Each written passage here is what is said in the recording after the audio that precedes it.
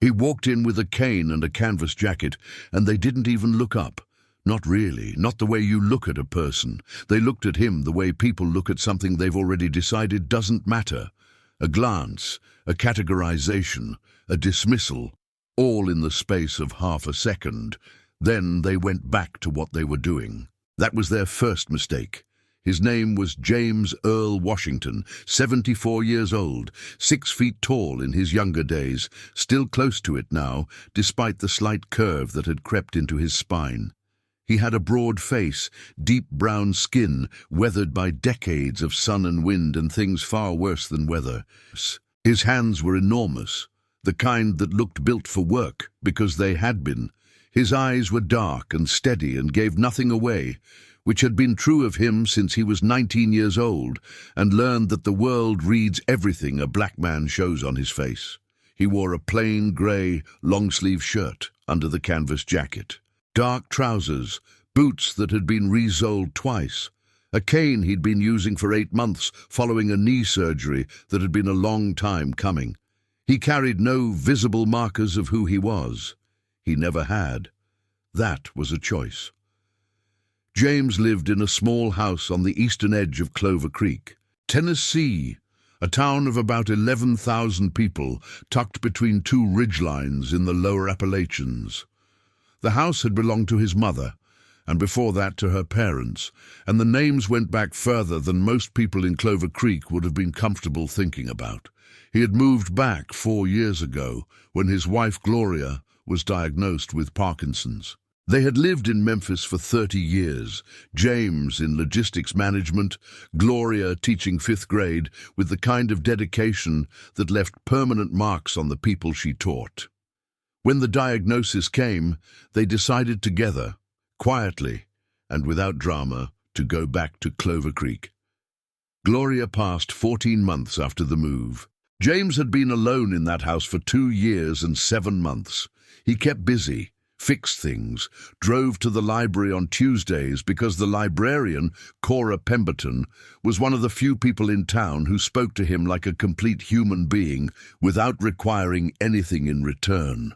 He attended Greater Mount Zion Baptist on Sundays and maintained the garden Gloria had planted, because stopping felt like the wrong answer to a question she'd asked him without words. He did not talk about his past, not because it was painful, parts of it were, but because he had observed how people responded when they found out, and their responses were almost never about him. They were about what they needed from him, or from the idea of him. He had grown tired of being someone else's symbol. He was James. That was sufficient.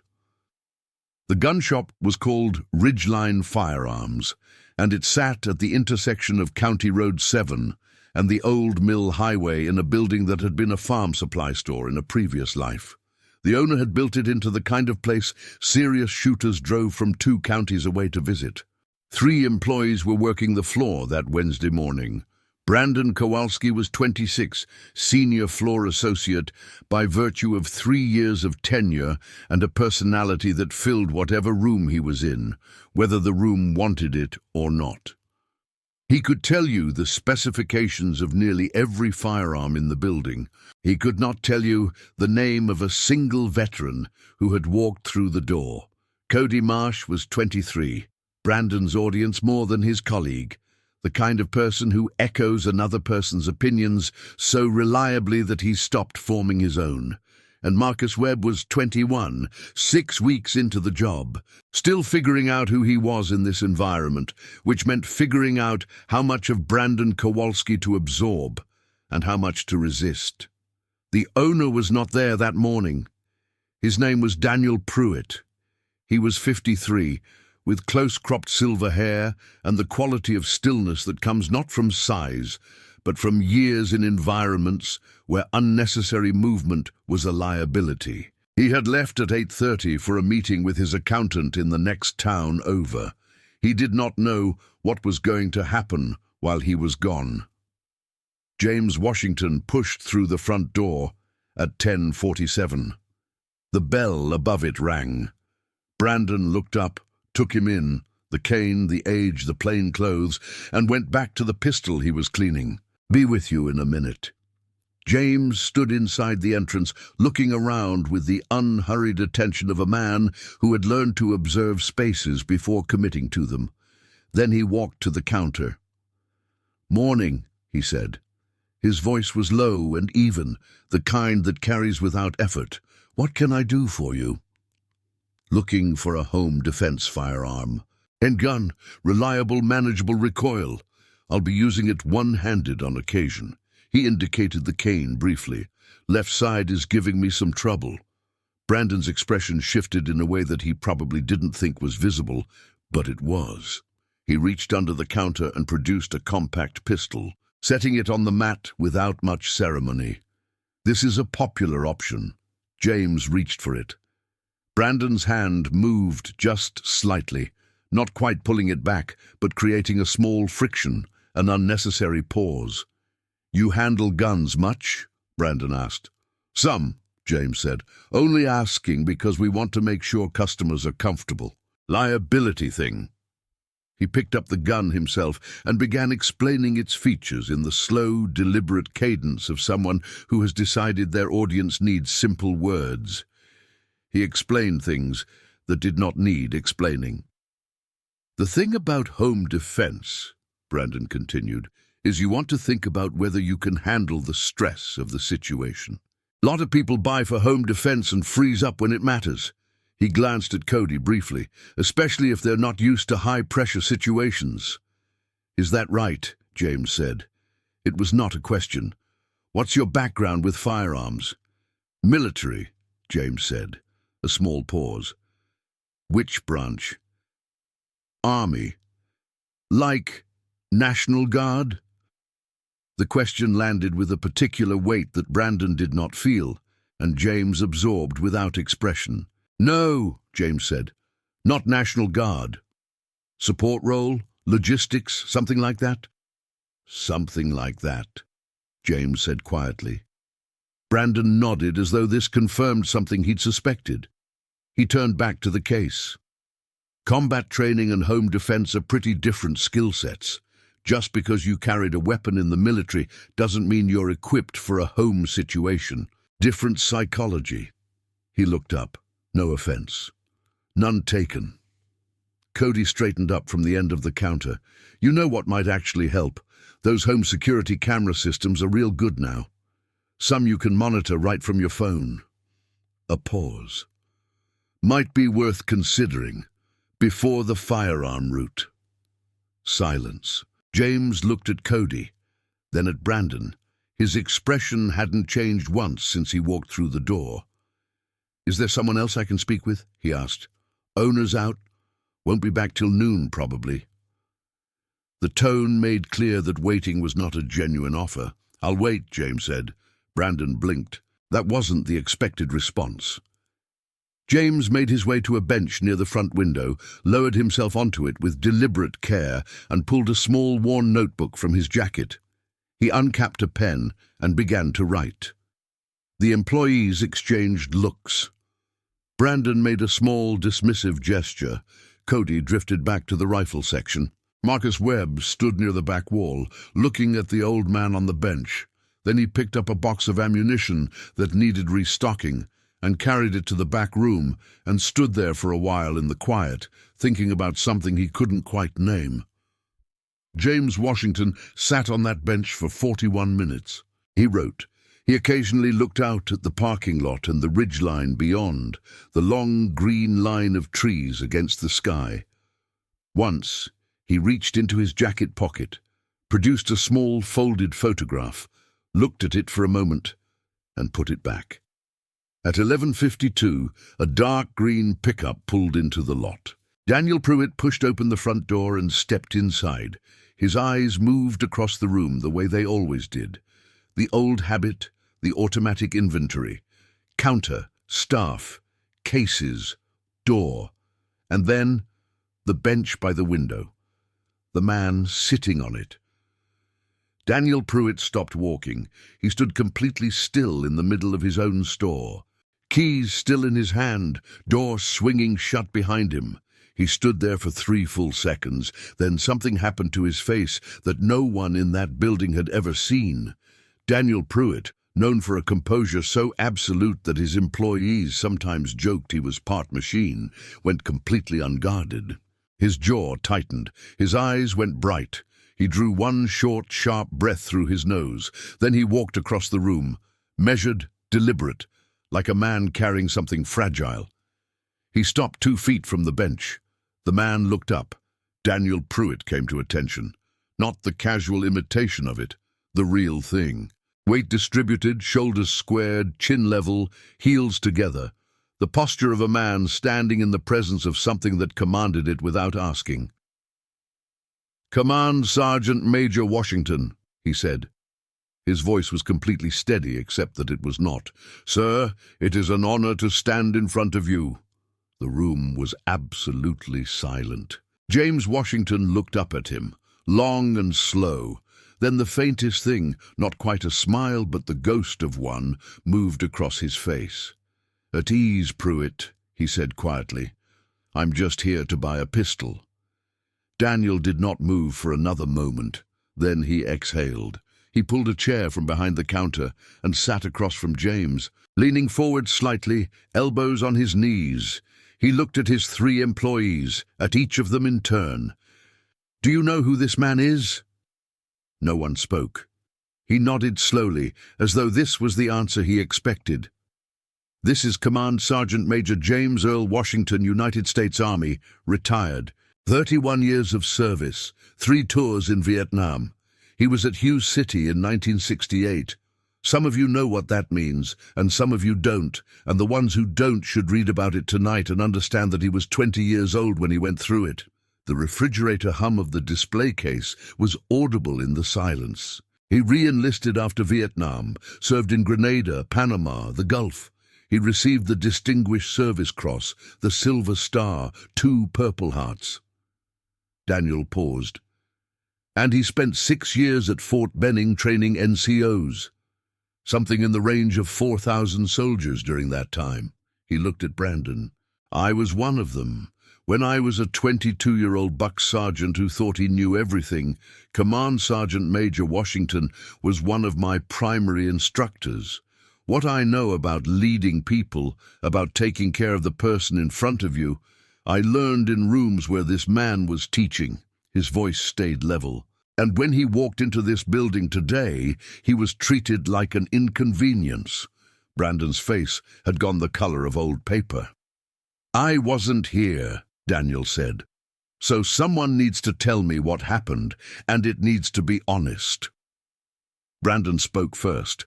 He started and stopped and started again. And what came out was not quite an accounting and not quite an apology, but somewhere in the middle of both, which meant it was neither. Daniel listened without expression. Cody's version was shorter.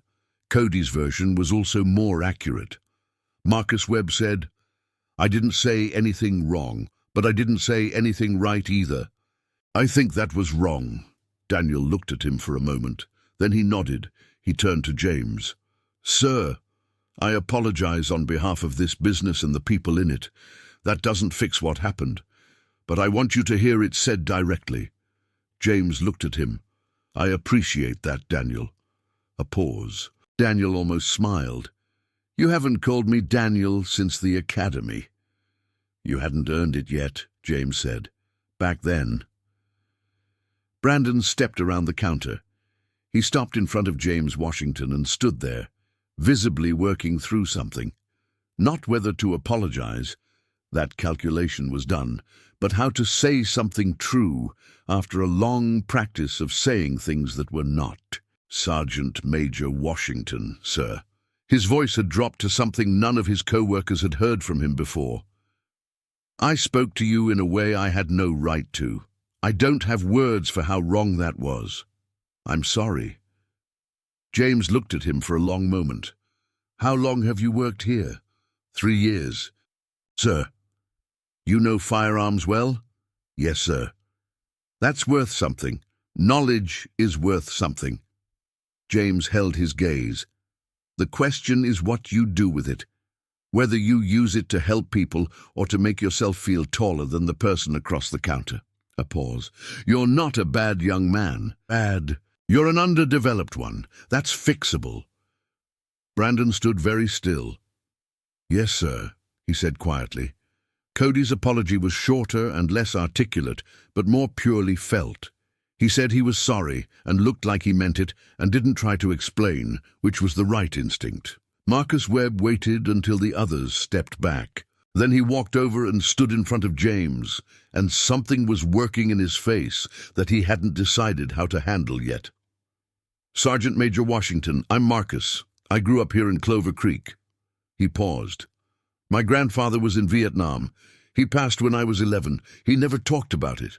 Another pause. I guess I still don't know what to do with not knowing what he went through. James looked at him steadily. Yes, you do, he said. That's why you're telling me.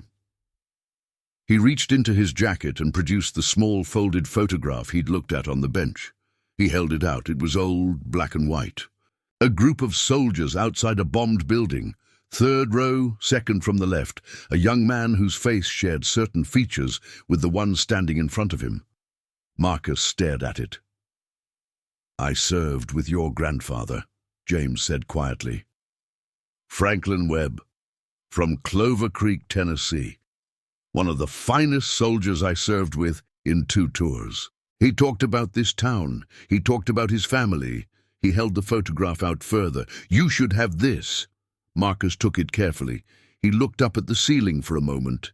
Then he pressed the photograph flat against his chest with his palm.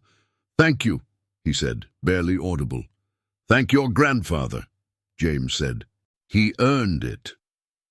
Daniel brought 2 cups of coffee from the back room and sat across from James, and they talked. Not about the morning, which was set aside with the efficiency of people who have dealt with worse, but about the actual purpose of the visit. James explained the situation, the break-ins on the rural roads, the neighbor, a retired teacher named Dorothy Hines, who woke up to a stranger standing over her bed and spent 9 days in the hospital because her heart couldn't take the shock. The specific considerations: one-handed operation, nightstand storage, being alone in a house at 74. Daniel listened without interrupting. Then he went to the back and returned with a case. Inside, a Sig Sauer P365. Compact, reliable, smooth trigger, manageable recoil, grip that fit James's large hands. He also brought out a biometric rapid access safe. He explained both the way a professional explains things to someone he assumes is intelligent and experienced, which James was, and which made the entire conversation different. James handled the SIG with the fluid, unconscious authority of someone for whom firearms were as natural as turning a doorknob. He cleared it, checked the chamber, examined the sights, tested the trigger pull. That'll do, he said, while the paperwork processed. They talked. Daniel asked about Gloria. James spoke about her the way he always did, carefully, like a man carrying something heavy and precious. He talked about the garden she had started that he couldn't bring himself to stop tending, about Clover Creek, what it had been and what it was now, about the particular texture of coming home after 31 years and finding it both exactly as you remembered and completely different, and both of those things being fine. Daniel listened the way soldiers learn to listen, completely, without waiting for their turn. When the clearance came through, Daniel walked James to his truck and set the case and the safe on the passenger seat. At the open window, he said, "There's an informal shooting session Saturday morning at the range, 8 o'clock. Good people." He paused. "You'd be doing us a favor." James looked at him. "I'll think about it," which Daniel understood to mean yes. James put the truck in gear, then he stopped with his hand on the wheel. "A person who knows something has 2 choices," he said. "They can use it to stand above other people, or they can use it to pull other people up. That's true of firearms, and it's true of everything else." He looked out through the windshield at the ridgeline. "What you know doesn't tell me who you are. What you do with it does." He pulled out of the lot. Daniel stood there until the truck was gone. Then he went back inside and closed the shop for the rest of the day. He sat his team down in the back room and talked to them for nearly 2 hours. Not as a manager, as someone who had been given something and was trying to pass it on. He told them about Fort Benning in 1993, about being 22 and certain of things he had no business being certain of, about a specific afternoon in a leadership class where he made a careless comment about a scenario involving a wounded soldier, something that sounded tactical and was actually callous, and Command Sergeant Major Washington stopped the class. He didn't raise his voice. He went quiet, which was more effective than volume. He looked at the young sergeant and said, "Try again. This time, think about whether the person in that scenario is a resource or a human being. The answer you give depends entirely on which one you've decided they are." He stood there until the young sergeant tried again. The second answer was better. "That's what I've been trying to do for 30 years, Daniel said. Try again. Think about whether the person in front of me is a human being." He looked around the table. "Every person who walks through that door has a life you know nothing about. Things they've survived, things they've built, things they've lost. Your job is to figure out what they need and help them get it. That's the whole job. Everything else is logistics." Marcus was the first to speak when Daniel finished. "He knew my grandfather," he said. Not a complete sentence, but complete enough. Daniel looked at him. "He's been carrying that photograph for 50 years, Daniel said. "A picture of the men he served with, including a man from this town whose grandson was working in the shop he walked into." He paused. "And the first thing that grandson's co-workers did was make him wait on a bench." "I know," Marcus said quietly. "I know." The following Saturday, a dark blue pickup pulled into the Ridgeline lot at 7:55. James Washington got out slowly with his cane and stood in the early light. The air was cool and smelled like pine and distant rain. The ridgeline to the west caught the first sun and went briefly gold. Daniel Pruitt was waiting by the range entrance. Marcus Webb was there too, which hadn't been arranged. He had simply shown up. Brandon Kowalski was there as well, standing slightly apart, hands in his jacket pockets, wearing an expression that was not the easy, performing one he usually wore. This one was less comfortable and more real. James Washington looked at all of them. "Morning," he said. They said morning back. Then they went to the range and shot for 2 hours in the clear Tennessee air and talked between strings of fire the way people do when they are learning something about each other that can't be learned any other way. The ridgeline stood above all of it, green and old and patient, the way it had always stood above everything that had ever happened in Clover Creek. There is a sign above the front door of Ridgeline Firearms now. Daniel Pruitt had it made by a woodworker in the next county, routed into oak, finished with dark stain. He hung it the Monday after James Washington's visit. It reads, "The person in front of you has a story you haven't heard. Your first job is to remember that." Behind the register, there are 2 photographs in plain frames. One is old, black and white, worn at the edges.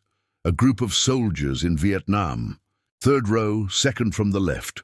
A young man from Clover Creek, Tennessee, grinning at something off camera with the grin of someone who has decided that if they're going to be where they are, they're going to be fully there.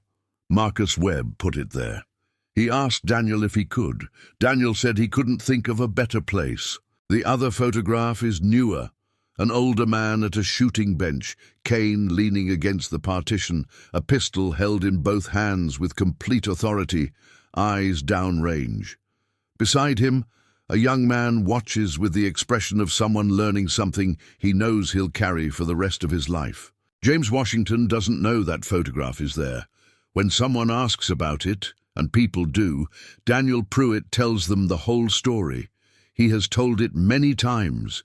He will tell it many more, because James Earl Washington was right about most things. And one of the things he was right about is that the way you treat the people who can do nothing for you, that is who you actually are. Not who you say you are, not who you perform being, who you are. And that is worth telling, and worth hearing, and worth carrying with you the next time someone walks through a door you happen to be standing behind. Because you don't know their story, and that is the beginning of treating them right. If this story stayed with you, subscribe. We tell the stories of the people who carried things in silence, who served without asking to be seen, who built something real with what they had. Their stories deserve to be heard. And the next time someone walks through your door, remember James Washington. Remember what it cost him to say nothing, and then do better.